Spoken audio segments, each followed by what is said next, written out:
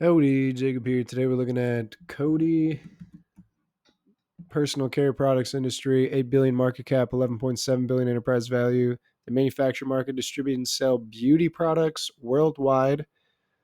Founded in 1904, they've been around for quite some time, and no surprise, the revenue growth is not substantial. 4.5 billion in revenue in 2014 to 5.5 billion in 2023. Huge increase in 2017. Presume there was an acquisition here, but really haven't. They've actually gone down quite a bit from there.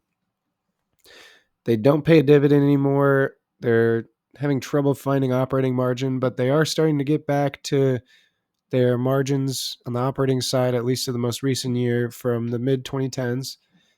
Pretty abysmal return on invested capital, however. Balance sheet has 247 million cash on hand, 58 million short-term debt, 4.2 billion long-term debt. They have reduced that quite substantially the last 3 years, but 4.2 billion debt in relation to their cash flow is a lot. They're, if we're being generous, maybe 420 million. So that's at least 10 years of their free cash flow to pay off. And so looks like they've sold off some or made some devastations to really put towards debt reduction. And so it looks like they are focusing on that debt reduction. But again, we're going to have to put that into our assumptions that, what are we saying? 100% of their money goes to free cash flow goes towards debt reduction. We might have to for the next 7 years.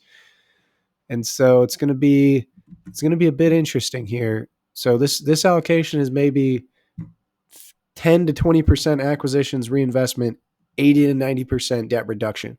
So 80 to 90% isn't even included in this assumption. Other than that, we know that free cash flow isn't going to share change, dividend, acquisition and reinvestment. And so I think the revenue growth isn't going to be great. I mean, historically, they've lost some business. And so maybe they'll grow 2% with slight acquisitions, not even really with inflation, really. Doesn't deserve any sort of premium, even close. And again, maybe at the end of 7 years with all this debt reduction, their enterprise value isn't that much greater than market cap. So I think 12 is still fine to me. Maybe let's do 6 and 8% revenue growth, 0%. Well, I guess stock-based compensation is 100 million. Yeah, let's do 1%. It's really not much.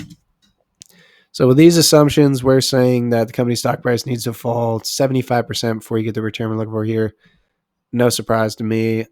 This isn't the best type of business that I'd be wanting to invest in, at least from what I'm seeing, and all the debt they have, all the capital allocation that's going to be going towards debt is really going to be hindering their ability to grow the business itself.